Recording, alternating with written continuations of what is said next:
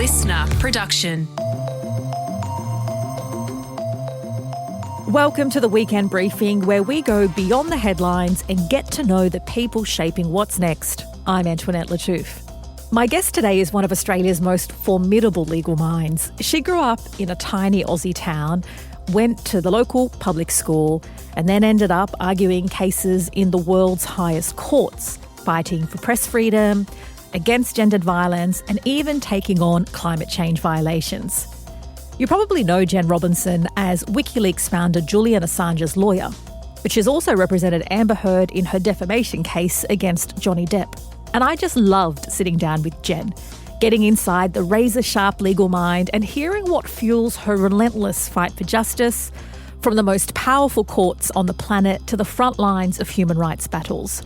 We talk about courage, we discuss where the law continues to disadvantage women, and because I couldn't resist, I had to ask why she calls Prime Minister Anthony Albanese one of her favourite people. And then it's the weekend list, and Helen Smith and I are hearing from you this week. We're taking your tips, so thanks for sending in your hot takes on what to eat, watch, see and do. More on that later, but first, here's Jen Robinson.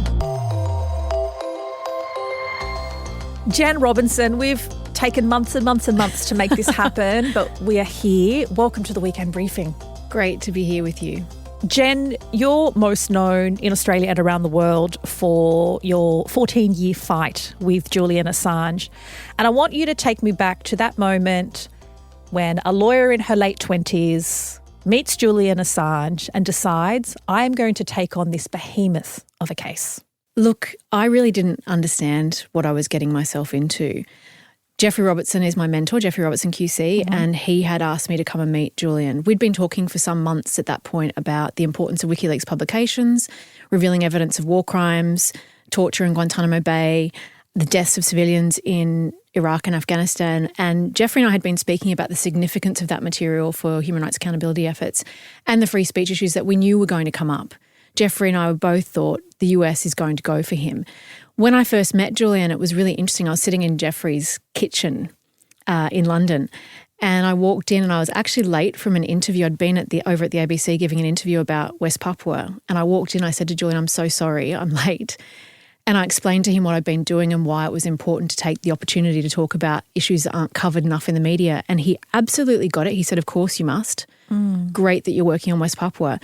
And then we had this in-depth conversation about the geopolitics of West Papua, Indonesia's unlawful occupation, Indonesia's military's human rights abuse. And I sat back and I thought, wow, this Australian knows what he's talking about. Very rarely can I have that kind of conversation with someone about West Papua because so few people know about it. Little did I know he was probably reading the US diplomatic cables at the time that he was about to publish. Right. So he knew all too well. He knew all too well. But honestly, if someone had told me when we agreed to represent him, which was to me, absolutely a no-brainer. He was an Australian citizen doing remarkable work that was changing journalism, that was holding governments to account. Of course, we were going to represent him. It was one of the most important free speech issues of that time. What I didn't understand was that it was going to be the next 14 years of my life. And if someone had said to me then that Donald Trump's going to become the president of the United States and you were going to be visiting Julian Assange in the Ecuadorian embassy with Pamela Anderson, I would not have believed them. Right. Let alone that I'd end up on a private jet with Kevin Rudd, bringing him home. So the story is astonishing. Every part of it is astonishing. And thank goodness it's over and he's free and home in Australia. Were there moments in that journey where you wanted to give up? There were some very difficult moments. So I was Julian's longest serving lawyer. So I got involved in 2010. So I represented him through the Swedish extradition proceedings, advising on the publication of the Iraq war logs and the US diplomatic cables, the State Department cables. Then later, when he sought asylum in the Ecuadorian embassy, I was advising on those legal issues. All the work at the International Court, the European Court of Human Rights, and the Swedish criminal justice system, the US criminal justice system. You could list the number of issues that we worked on around the world with remarkable lawyers, actually. But there were some very difficult times politically. For me, when he was in the Ecuadorian embassy, when Trump was first elected, and there was a lot of noise about WikiLeaks' role in that US election, which I think was, one, wrong, and two, but it made the politics of the situation very difficult. So there were moments where people kept saying to me, Jen, it's impossible. He's going to go to prison for the rest of his life. And continually battling the disinformation about him, government propaganda about him, the narrative in the media, constantly trying to reset the narrative about what the case was actually about was exhausting.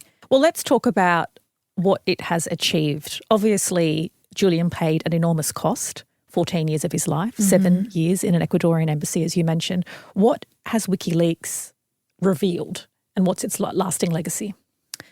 Well, Wikileaks won the Most Outstanding Contribution to Journalism Award at the Walkleys in 2011 for the very publications for which Julian was then indicted and faced 175 years in prison. They've revealed evidence of war crimes, human rights abuse. Those diplomatic cables have been used in court cases both in the UK and the Supreme Court. We cited them in the International Court of Justice in cases. They've been used in the European Court of Human Rights to hold governments accountable for extraordinary rendition. It's revolutionised journalism. So you have Dropbox models that modelling the Wikileaks model being used by media organisations around the world now.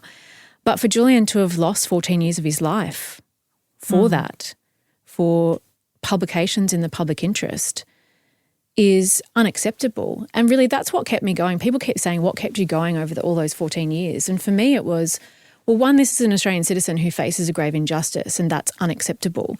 But it was also unacceptable to me to think, what if we couldn't get him out, what would it mean for our democracies? This is an Australian journalist who I had to visit in a high security prison in the United Kingdom at the behest of the United States, who purports to bring democracy to the world. And for a long time, the Australian government doing absolutely nothing about it. His case was being used by authoritarian regimes to justify detaining journalists, prosecuting journalists under espionage laws, because how can the US or Australia say anything about that when an Australian citizen was in prison for it? So the fact that it's now over, I mean, getting him out is probably one of the most satisfying moments of my career. And I'm so pleased that he's home in Australia and with his family. But how do you ever recover from that? And what does it say about our democracies that it took 14 years? Yeah, I think the answer is you don't ever fully recover. You don't ever fully recover from that. And hopefully what usually happens is other people benefit from the courage of those who took on enormous fights like Julian did. To walk it back quite a few steps, when did you realise that you wanted to work in the law and that human rights was going to be your specialty? I know it's one of your specialties. You do a lot of different work. But when did you know that was your calling? I was actually interested in studying law because of what I was learning through my Indonesian studies here at public school in Australia. I was at Bomaderry High in the south coast of New South Wales and was studying Indonesian. It was at the time when Australia intervened with the UN peacekeeping force to put an end to Indonesian war crimes in East Timor. So because of my language studies, I was reading a lot about what was happening in the news and talking about it in my classes. And that really sparked my interest. And I thought, well, if Australia can intervene to stop human rights abuse, I want to be part of that. So I actually went to university thinking I was going to become a diplomat. So I did Asian Studies Law, International Law at the ANU. But it was during my time living in Indonesia when I went out to West Papua working with a little NGO on trials, including the trial of political prisoner Benny Wenda, who's now the leader in exile of the independence movement, investigating crimes against humanity by the Indonesian police and military against Indigenous West Papuan population. When I saw in practice what was happening there on the ground, it really sparked my interest in wanting to be a lawyer. I could see the very practical difference that my work as a lawyer was having on the ground with marginalised communities, and I thought, I don't want to be a diplomat, I want to be doing this. And so then you became a barrister, which gives you obviously more freedom to take on the cases that you want to take on. Based on some of the people that you've represented, I'm assuming you do pro bono work or a significant amount of pro bono work in the mix. How do you balance between giving a voice to the voiceless and working as a barrister when obviously and often those who are powerless and voiceless don't have the means to fight in the world's biggest and highest courts? It's really difficult and it's always a balance. So I'm a member of Doughty Street Chambers in London. I love being a barrister because, as you said, it gives me that independence. I'm self-employed. I make the decisions about cases I take and no one can tell me, other than a judge, no one can tell me what to do. But it is a balance because, as you said, the cases that are often most worth doing aren't always paid. But you've got to be quite entrepreneurial about it. So I do a lot of commercial work, which keeps the lights on, but also there's creative ways of funding for cases. So whether it's GoFundMe's, philanthropy, for example, I just did the biggest climate case in the world representing Vanuatu before the International Court of Justice. taking climate change, the world's biggest problem, to the world's highest court. That was funded by climate change funders because a little tiny nation like Vanuatu, 250,000 people, taking on the world's superpowers over the fossil fuel industry and their support for fossil fuels, it's no small feat. Now, Vanuatu has contributed so little to the climate crisis, and yet they are bearing the brunt. And that is true of so many small island states around the world. What we're arguing in is that governments like Australia and the US knew that using fossil fuels would have this effect. And it's straightforward under international law. If you are going to create transboundary environmental harm, you are responsible to pay compensation to those who are affected by it. And so climate change should be no different. This is obviously a really significant case because, as you say, those who are the largest emitters often have a disproportionate impact on smaller countries that can't really defend themselves. But how do you wrestle with the fact that a case like this, a significant case like this, doesn't get the same media interest as a Amber Heard defamation case against Johnny Depp does? Look, the media cycle is a very interesting thing, and it was actually interesting to me to see how little coverage this climate change case got here in Australia. The Australian government was out saying, we're here to support our Pacific Island friends, when actually the legal arguments that Australia was making undermined our Pacific Island friends in significant ways. So it's difficult. You know, the Assange case, people often say, well, that's the biggest case you'll ever do. That's the case that got more media. But actually, I think potentially this climate change case, if we get a good judgment, could be far bigger and more impactful around the world than even Julian's case. But what the media covers is interesting, isn't it? There has been a lot of conversation about the role of international courts and the power of international courts, largely in light of the ongoing atrocities in Gaza and the West Bank. Do you still have faith in the role of the international courts to impose, justice and accountability? I do. That's why I work in international law and I continue to. The international rule of law is important. And you'll hear domestic lawyers say, well, international law doesn't matter. It's not enforceable in the same way as a domestic court. You can't just go down and get an order and stop something. Even an order from the international court, it's binding and enforceable, but power and politics plays a very big role. But we do see great examples of it. So I acted in the Chagos Islands proceedings in support of former Vanuatu, in support of Mauritius, which was about islands that had been taken by the UK from Mauritius to create a US military base, and Mauritius wanted those islands back. We did the case for the International Court, which said this was unlawful. Mauritius was entitled to the islands. And 5 years later, just recently, the UK has now handed the islands back to Mauritius. So it does work. The fact that there is so much international controversy around the arrest warrant for Netanyahu shows that the ICC as an institution is important. It has consequences. Many governments have said they'll act on it, which means Netanyahu cannot travel safely to these other countries. Now, whether we ever see him in the dock is a separate question. I hope we do. He deserves to be there and deserves a right to a defence, but also that case is put against him. But the fact that it will impede his ability to travel internationally is an important sanction. So international law has a range of impacts that are different from a domestic context but still work and are still important. And we have to keep defending that institution because of it. Just because you might not like them indicting Netanyahu doesn't mean that institution isn't important. And if we'll support the ICC to indict Putin, then we should support the ICC when it indicts Netanyahu. These institutions are fundamentally important internationally. And I guess the US's attack or wanting to impose sanctions on the ICC also speaks to the power that it does have. Precisely. If they're so concerned about it, they want to sanction it. Now, someone like me who has submitted complaints to the ICC could potentially, under the US's new laws, end up facing US sanctions because of my work representing Palestinian journalists who have been killed and their families in the ICC. Now, should a lawyer like me, who is trying to get justice for journalists who have been unlawfully killed and targeted, should I face sanctions from the United States, who purports to bring democracy to the world? You mentioned representing Palestinian journalists. A very well-known Palestinian-American journalist, Shireen Abu Akleh, who worked for Al Jazeera, was killed by an IDF sniper. There's currently a case before the courts. Does it bother you or concern you how little outrage there is on the assault on journalists in Palestine? I've been working on the targeting of Palestinian journalists for many years, long before the arrest warrant was issued for Netanyahu and long before the conflict that we've seen post-October 7. we were concerned about the deliberate targeting by Israel of journalists. So journalists wearing clearly marked press vests in Palestine being sniped and targeted. We know they are clearly marked. They're civilians. It's unlawful. It's a war crime to target them.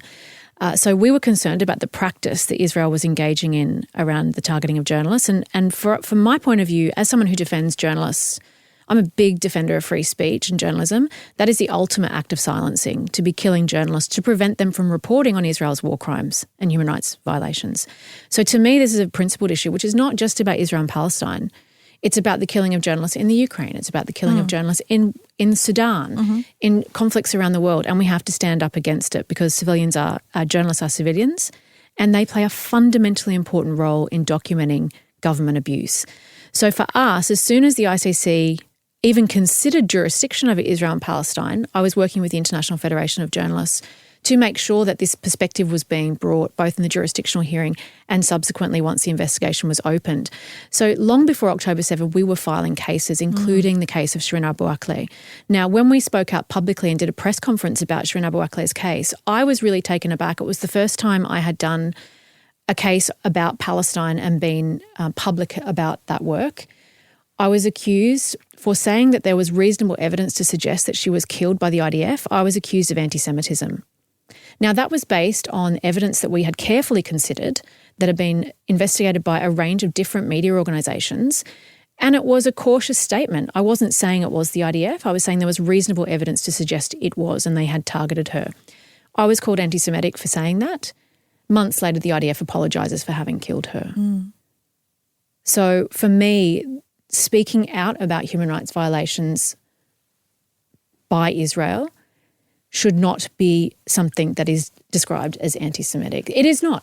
Frankly, it's not. It's not, but it continues to be used. I mean, you experienced it well before October 7, but here in Australia, there have been countless examples of artists, thinkers, lawyers, doctors, all being silenced, our free speech being impinged on, and it's reserved only for those who criticise Israel. I 100% agree with you, the concern about the silencing. So because I have experienced that myself, it made me very alert to it and observing it everywhere else. And here in Australia, I think people are scared to speak out because of the consequences they've seen for you at the ABC, for Jason Gillam with the Melbourne Symphony Orchestra. And it's unacceptable. As a free speech advocate who cares about human rights accountability, we have to be able to talk about Israel. We have to be able to talk about Gaza, just as we talk about Ukraine and Russia. And China. And China, any other part of the world. And I work on free speech issues. I represent the BBC against Iran. I speak out about Iran all the time. I'm never accused of being Islamophobic for speaking out about the violations committed by the government of Iran. What I think is really important about this is that we have to look at the double standards that are applying on specific country contexts. It is fundamental that we protect free speech and we protect people's right to speak out about human rights violations wherever they occur, whatever the government is. And to me, I am really concerned about the space here in Australia to speak about Israel and Palestine. Because I know you're so passionate about free speech and human rights, you posted a picture recently on your Instagram with a bunch of people. You're at an event and the caption read, "With some of my favourite people." Included in that picture was Prime Minister Anthony Albanese. Now, that raised some eyebrows amongst people who do care about human rights and free speech, who are critical of Anthony Albanese and his inaction over Palestine. How do you balance your values and your passion in your work with the conduct of Anthony Albanese during this genocide? Well, first, that was a picture on my Instagram where I was introducing our Prime Minister to my family for the first time. So it was a bunch of my favourite people together. The Prime Minister is a colleague and friend of mine. I've known him for many years and we worked together very closely on securing Julian Assange's release. He took the very principled position as Leader of the Opposition for Labor and then as Prime Minister, the first Prime Minister we've had to take that position. And he worked hard to secure that outcome. He's also secured the release of more Australians who have been unlawfully detained abroad than any other government before. And I think he deserves recognition for that work. I also really admire the fact that he comes from public housing. I love the fact of what that says about Australia, that we have a Prime Minister who grew up in public housing and could go on to become our Prime Minister.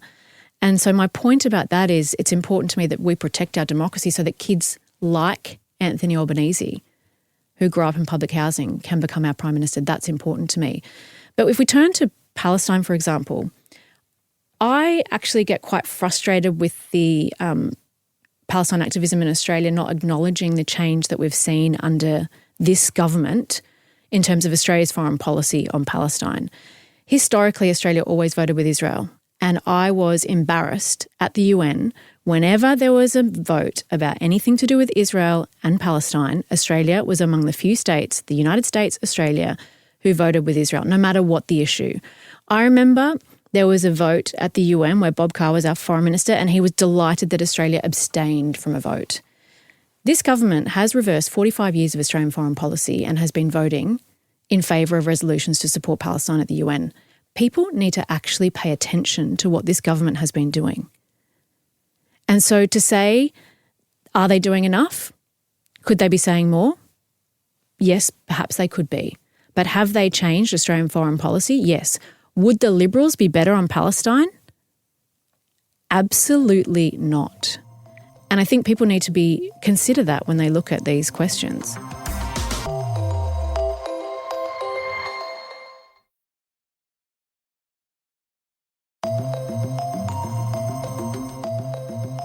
So we've talked about climate change, human rights. Another part of the law that you're really passionate about is gendered violence. And I want to talk about some of your experiences in Australia at law firms before you moved abroad. Because as I understand, you've mentioned that 2 out of 3 workplaces you were sexually harassed. Yes, as a young lawyer, I didn't have a happy time in Australian law firms. But that speaks to how prolific sexual harassment is in Australia, and certainly was at that time. I think there's a much better understanding of it now. People are more educated about it. There are better protections in workplaces, but I did not have a great time as a young lawyer here in Australia. So that made me alert to power dynamics. Obviously, that would not happen to me now because of the power I have as a lawyer doing the work that I do. I'm older, I'm more senior in the law. I have more power, but I feel very strongly about speaking out to support young women coming up because I didn't feel supported. I was not supported in the law firms where that happened, and that really affected my experience of the law. And I think a lot of young women who, if they had suffered what I went through, might not have stuck it out, and that has to change. So for me, I feel very passionately about it, but not just because of my own experience in law firms, but because of how prolific violence against women is in our society. It is the most prolific human rights abuse in the world. And I was really inspired to start thinking about this because of the work of my grandmother. So my grandmother worked in domestic violence refuges in Western Sydney when I was a kid. And I remember going to visit her in these refuges, so being around children who had been removed from violent homes and understanding the work that she did. Years later, I was sitting with her having a drink over New Year, and she expressed being so depressed to me. And I said, why? She said, well, I just heard on the news that the rates of violence against women haven't improved in the 20 years since I left the refuge movement. And for her, she is a survivor herself who spent her life working in refuges to make it easier for women to escape violent homes. And I thought, gosh, and she actually left the refuge movement after a nervous breakdown because one too many of her clients were killed. And I think for me, seeing her having committed her life to that work and feeling depressed about what hadn't changed since she left that work made me think, well, what am I doing about this? What are we all doing about this, actually? And I think we all should be asking ourselves this question. 1 in 3 women will suffer sexual violence in this country, sexual assault. 1 in 4 suffers domestic violence. There was a figure the other day for anyone who's saying, well, not all men, Jen. 1 in 10 men in New South Wales has been reported to the police for domestic violence. 1 in 10. And that's just those who have been reported to the police. That is a shocking statistic about how prolific this is. So for me, I then started thinking, well, I'm not going to go and work in the refuge movement like my grandmother did. I'm a lawyer, but how can I use my skills towards addressing this scourge in our society and this huge public policy problem? And for me, it's like, well, actually, then the Me Too movement happened. And suddenly you saw these women breaking the cultural silence, speaking out about their experiences. What people weren't seeing as much as what I deal with is the legal backlash that was following. Yeah, and I want to talk about that because particularly in Australia with our defamation laws, there was a pushback against a lot of women and punishment for women coming forward. So where do you think the pendulum sits at the moment? I still think defamation is a huge problem for women speaking out about their experience of gender-based violence. Look just what happened with the Brittany Higgins defamation case that Lerman took against Channel 10. Millions of dollars in legal costs spent to prove the truth of what was a story that was published in the public interest. Brittany spoke out in the public interest. Channel 10, Lisa Wilkinson reported on that in the public interest. It was proven to have been true. It has sparked women's rights protests, workplace reforms in Parliament. You cannot deny the public interest of that story. But out of that one story, there have been, at least at my count anyway, 14 separate claims of defamation, some of which have gone to court, some haven't, out of her decision to speak out. And let's just get everybody up to speed on defamation. Obviously, you being in the law and me being in media, we have a pretty good understanding of defamation. But if you can just explain what defamation laws are and where Australia sits globally in terms of the power of our defamation laws. Well, defamation is a legal claim that can be brought to protect your reputation. So if something's published about you that damages your reputation and it's not true, you can sue for damages and to prevent it being published again. Now, Australia's laws, we are considered the world leader in defamation, taking over from the UK where I practice. It's a number one spot you don't want, though. Exactly. So very pro-claimant in Australia. But obviously, so in a gender-based violence context, being accused of rape or sexual assault, it will affect someone's reputation, as it should. It's a crime, and it is an awful crime that no one would be proud to have been associated with or should be proud to be associated with. So you can see how it is defamatory to publish that someone sexually assaulted a woman. But if it's true, then obviously it's in the public interest to publish it. Now, the problem is, what does free speech mean? So we have a defence of truth. We have a defence of public interest in this country now. So yes, you could defend that on a truth or public interest defence, but it is so expensive. And this is what people don't understand. The cost risk that journalists face, so I help journalists break these stories. I advise women who speak out. And the amount of stories that get censored, what you see in the media is the tip of the iceberg of the cases and allegations that are made that the media wants to report and often won't report because a simple defamation threat letter from a wealthy and powerful person is often enough to spike a story or to cause a woman to self-censor about her experiences. And to me, what does free speech mean if you can't afford to defend it? So then you have a situation in which somebody who has been the victim of sexual violence not only has to prove it in a culture of slut-shaming and victim blaming, but then potentially have a concurrent legal case brought on by the person he or she is accusing. Ordinarily she's accusing, who says, hey, you've ruined my reputation, so now you have to go through another court process and fund another court. I mean, why would you do it? We've written a whole book about this, How Many More Women Here in Australia, because I was so angry about what I was seeing in my legal practice, the amount of silencing of women, whether through defamation claims, non-disclosure agreements and our contempt laws, which, for example, silenced our ability to speak about the allegations that had been made against Bruce Lerman during Brittany Higgins' criminal trial. But I wrote a whole book about it with my co-author, Dr. Kao Yoshida, because we were so concerned about how this affects not just individual women and journalists who want to write about this, but how this affects society and our ability to talk about gender-based violence. Because if we can't talk about it and women don't feel safe to speak about it, how can we possibly grapple with the problem? How can we possibly have governments making good public policy and investing money into these policies of prevention if we don't know the extent of the problem? So for me, that's where I found my place to continue my grandmother's legacy, which was to help more women understand the legal risks they face and start a cultural conversation actually about how the law is silencing women and what we can do to stop it. Actually, it's also a cultural conversation because if you look at the way that women who speak out are treated in the media, look at the way Brittany Higgins was treated, look at the way Amber Heard was treated, there's a cultural conversation to be had here because for those... now Blake Lively. And now Blake Lively, what's happening with Justin Baldoni, using the same PR team that Johnny Depp used in the United States against Amber Heard. So there's a real cultural conversation that we need to have. What was really concerning to me, for example, during the US trial Johnny Depp took against my client Amber Heard, so I represented her in the UK where we proved before the court on a more difficult standard of proof that he was violent towards her on at least 12 separate occasions. So for me as her lawyer, sitting back and then watching it play out in a US court and the facts be turned on their head in that way and to see the public conversation the way it was played out on social media, which we now know much of it was inauthentic activity, attacking Amber, attacking women, pushing out these male-centric myths about gender-based violence that we should be educating children against. I had friends calling me saying, my kid's on TikTok and coming home with these videos calling Amber Heard a liar, a gold digger, glorifying violence against women, making excuses for it. And to me, that was really troubling. And so for anyone who sort of come, and you'll hear people say, well, if it was true, why didn't she go to the police? There are so many reasons why women do not go to the police. One, it's often a loved one, someone who they have a personal relationship with. They don't want to see them in prison. They just want it to stop. Honestly, women do this because they want it to stop and they don't want it to happen to anybody else. But if we were to leave all gender-based violence to the criminal justice system, there would not be enough places in our prisons. So we have to have a cultural conversation about it. And so what I think everybody can do, watching the whole Johnny Depp Amber Heard thing, everybody was team Johnny or team Amber. And it was really interesting to me. I would often ask people about their views when they didn't know that I was Amber's lawyer. I'm team Johnny and she's crazy and it's not true. And I said, well, how do you know that?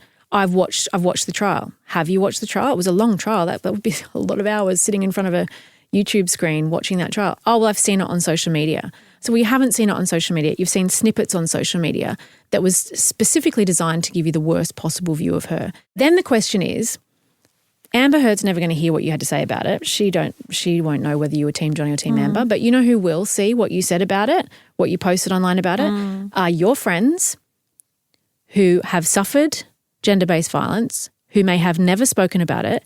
Do you think that they will come to you to talk to you about their experience when they've seen the way you spoke about this high-profile case, whether it's Amber Heard, whether it's Brittany Higgins? And that's the cultural conversation I think we need to have in Australia.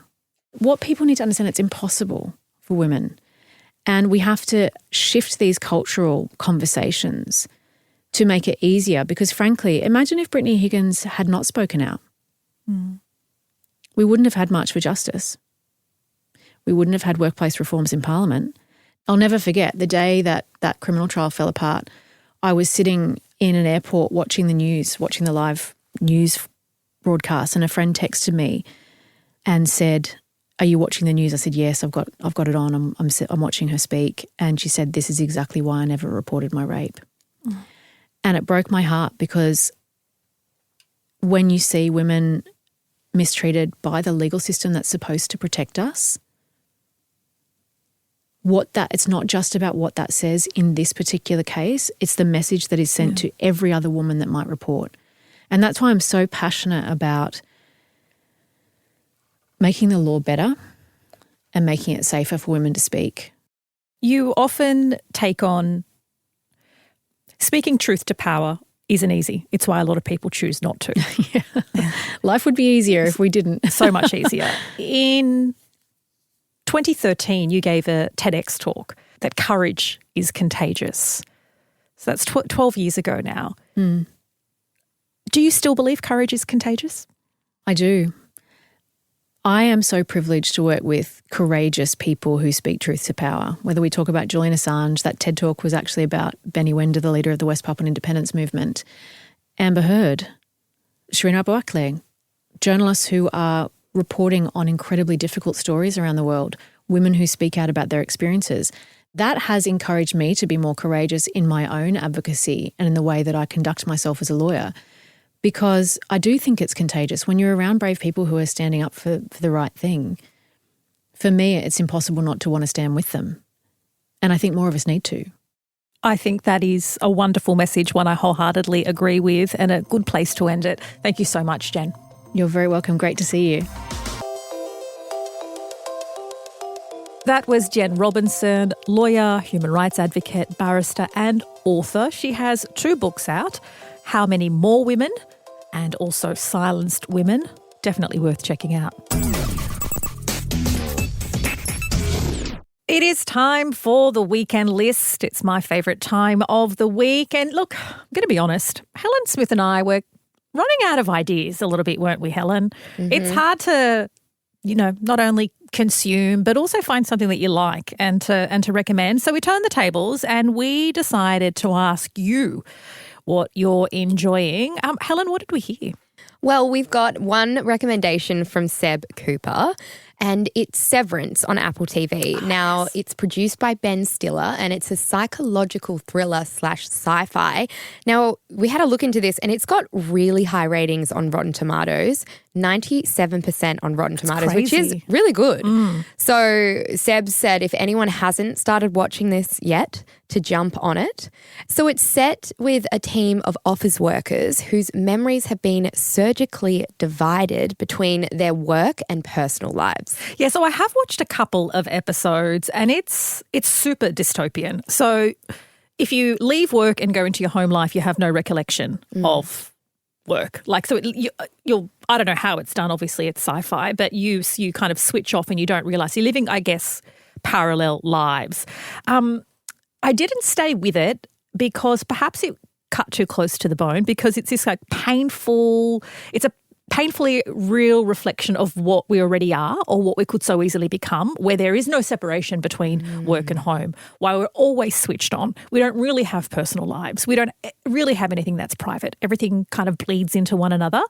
And it is this really intense psychological maze. It's shot beautifully, but I was like, you know what? I need a bit more fluff in my life. I don't need a mirror held up to me or any introspection. Thank you very much. But Seb Cooper definitely recommends it. It's on Apple TV. Yeah, that's really giving me Black Mirror vibes, where it's so close to reality. You're kind of like, oh my God. But I have heard Severance being recommended around the office as well. So I might give it a try. But yeah, if it's too real life-esque, then maybe I'll be like, oh gosh, give me some Real Housewives. Next up, we had at Harper Leslie. She suggested homemade baba ghanoush and pita bread. And I don't know, I felt like maybe I was the right one to take this on, Helen. Obviously, baba ghanoush is the less popular cousin of hummus as a dip. I think that's fair to say. Yeah, hummus definitely. is the fan Yeah. fave. So where hummus is chickpea-based, baba ghanoush is eggplant-based.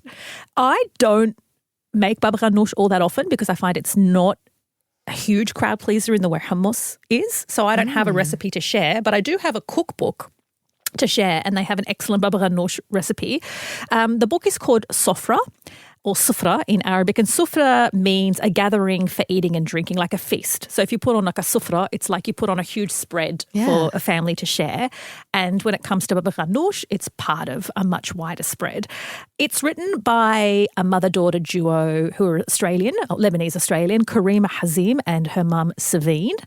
It was released last year, so Sofra, Sofra. That is if you want a great baba ghanoush recipe. And thanks for that recommendation, Harper Leslie.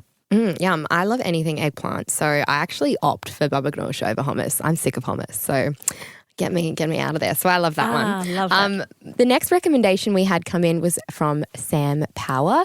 It's Invisible Boys on Stan. Now, I've been seeing posters for Invisible Boys everywhere in the city at the moment. So it's a new Aussie show. It aired 13th of February this year. So it's set against the backdrop of the 2017 same-sex marriage plebiscite. So Invisible Boys explores the challenges faced by a group of gay teens in a remote coastal town. And it's also based on the book Invisible Boys by Holden Shepherd. And this is the description of the series. So everyone in a small town assumes they know you. But when a closeted gay adolescent hooks up with a married guy, it has far-reaching effects for a group of teens who were previously invisible. So a little bit of drama, a little bit of an affair there. Yeah. So it sounds spicy. Yeah, and I think obviously it coming out mid-February in the lead up to Mardi Gras is intentional and wonderful. It is a 10-part series. It's set in Western Australia. And in a recent interview, the lead actor, Joe Klosek, he reflects on starring in this, what's been described as a pretty groundbreaking new drama. And he says it's for anyone who doesn't feel like they belong. I'm a huge advocate for representation, and stories from the queer community need to be told more. Especially Australian queer community stories. I feel like we never get enough of those. Next up is at Sass Nichols. She says anything by Aussie chef Nagy, who is the queen of recipe tin eats. In particular, the recommendation is the whole orange cake. There is also a recipe, Sass says, there's a recipe in her new cookbook, the cinnamon cake. And look, Helen, I'm going to make an admission. I'd never heard of the Japanese Australian chef, Nagy. I know. And I just followed her on Instagram. I mean, along with 1.5 million other people who already follow her. And I'm like, how do I not know who this person is? I don't know Antoinette because I've recommended her recipes before. So I wasn't listening. Yeah. Oh my God. I mean, look, you've had a lot going on. I'll give you the pass. But hey, Recipe 10 Eats is my favourite website for anything. Well, I then realised that I do use Recipe 10 Eats when I go online. Yeah, I just I'm hadn't sure joined the dots. Yes, Yeah. So I feel like I'm super late to the party. So thank you at Sass Nichols for that recommendation. And I thought maybe I don't know her because based on these recommendations, there's a cinnamon cake and a whole orange cake. And I am not a baker. I like to cook, but I'm not a baker. But then, no, that's not even it because she has so many food recipes. I'm just a moron. Under the sun. Yeah. Well, I'm glad that we've been able to connect those dots. Thank you so much to Sass. Yep, here we are. We've got you on the same page now, Ant. And we love hearing your recommendations because as much as we love to share our thoughts and experiences, we also want to be inspired by you. So please send through your tips on what to watch, see, eat or do. There is literally no bad recommendation. I mean, Helen last week suggested line dancing. So if she can suggest line dancing at a pub, we literally will accept any recommendation. But that is it for this week. It is always a pleasure hanging out with you and keeping you company. If you haven't already, download the Listener app. You can follow and subscribe The Briefing there or wherever you get your podcasts from. And I would really, really, really, really love to hear if you love the chat with Jen Robinson as much as I did. But that is it from me. The team will be back in your ears on Monday with the headlines and a fascinating deep dive. Take care. Catch you soon.